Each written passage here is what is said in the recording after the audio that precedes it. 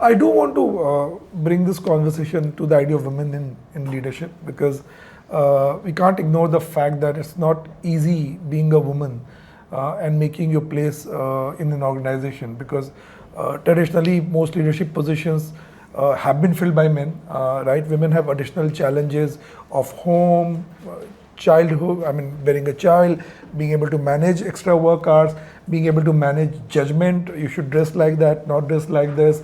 Should they bring all of themselves to the table? Should they begin to groom like men? So, what would we talk about women and how should they show up? What should they think about themselves to grab the leadership positions?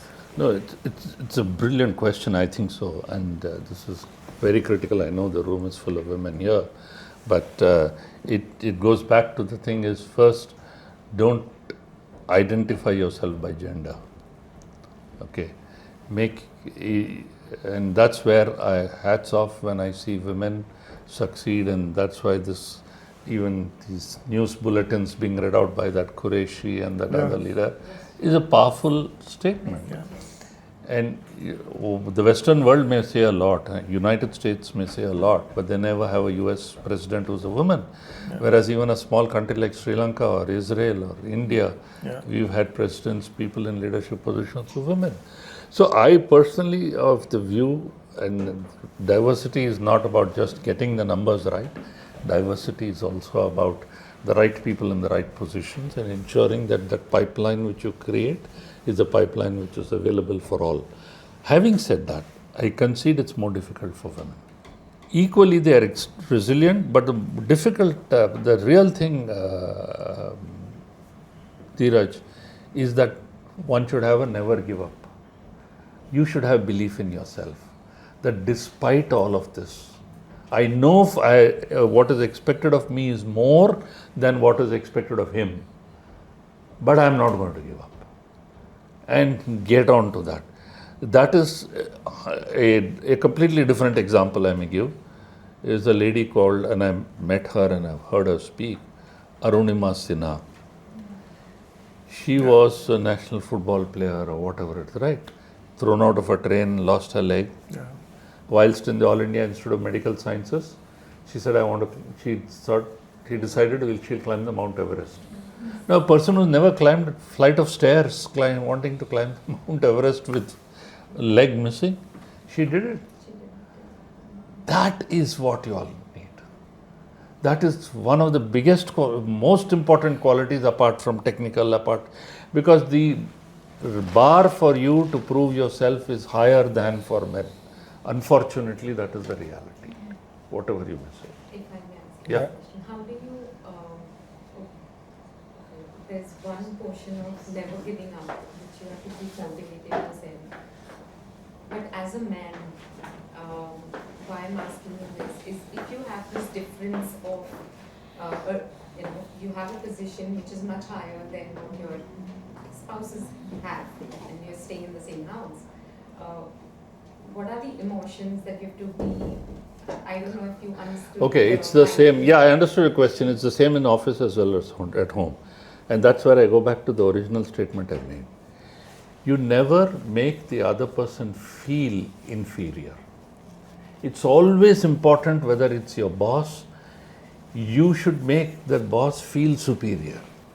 Reach out saying, even though you know the answer, even though you may provide the solution, make it as if he has provided the solution. So do you think it's a very Indian thing than a very... it is an Indian thing. No, true. It's a lot more Indian, not necessarily. Because you're actually satisfying a man's ego.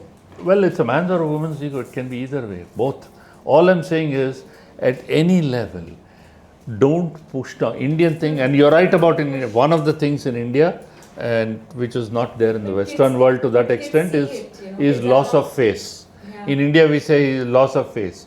In public, you don't criticize your boss, even if he's talked rubbish. Yes. In the Western world, it's more direct. The Japanese are even more, there's the expressionless. Yeah. Correct? Completely expressionless. Yeah.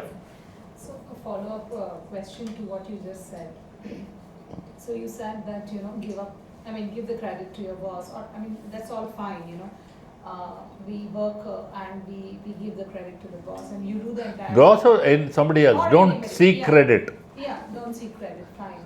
But some who are actually leaders, because it is also the designation you have, the boss can be at a designation holder or he's actual leader, depends on that. Some who has, who's an actual leader, he will know what it is, and he will give it up to you, back to you.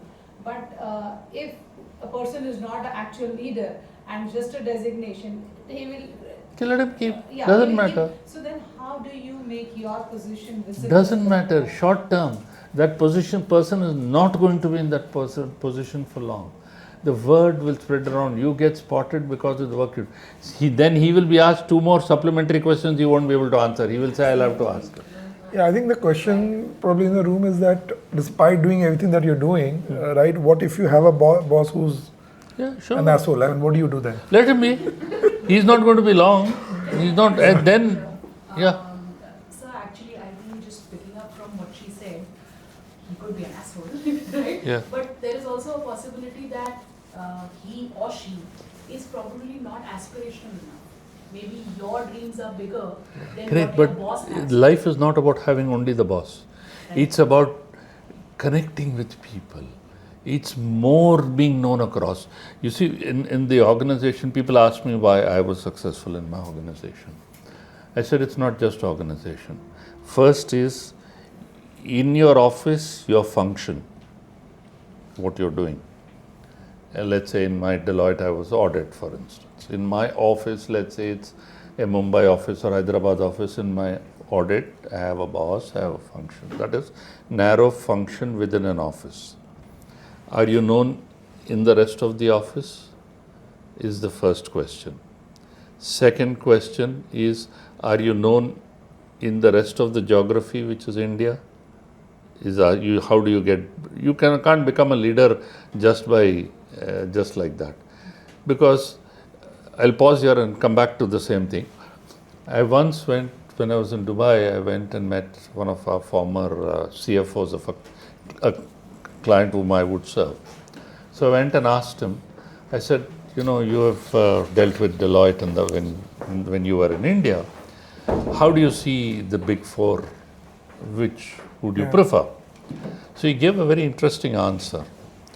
And he said, look, if it were for audit, I look for scale, I look for brand, I look for all of it. If it's for tax, I look for the person who has that knowledge. Yeah. If it's for consulting, it's the same way. I said, we have all of it. He says, but how do I know you have all of it? Where have you showcased it? I'm not asking you to advertise, but the more you are known and showcased, then only that person can spot a gem, right? Otherwise, if it's hidden in a bank locker, you can't spot a gem. So it's similarly in organizations, it's beyond that function in the office, in your office, across geography, across the country, across countries, then in your function, across the country, in your function, outside in your profession, outside in the society at large, outside in the marketplace with the clients you serve, or whatever you interact with, depending on what role you are. Each of these you need to build yourself. And that is where the word spreads around. That's how you become a leader and get known. I used to develop people by saying, go, this is a huge conference, go, you'll interact with 5,000 people. Yeah. They'll go sit there and listen to the speaker like this. Not even exchange visiting cards with the person next to and try and understand. Then what's the point? There is a book, Never Eat Alone. You can read that book. And that's fundamental. People come to lunch rooms and then they come with a lunch box and sit only themselves. Whereas you'll find real leaders, there will be, I'm told that that sort of leadership is visible even in local trains. There is a person to whom everybody gravitates. So sit with the lunchbox each time with a different person, get to know. It's that connect. You can neutralize your boss easily. I think the terminology to use is enrollment, right? So you enroll whether people at home or at work into your success. You make them feel that they are contributing to your success, and I think that changes begins And to you change get the game. known Yeah. through that conversation. That's why I said the gem gets spotted. You get known. You're not advertising.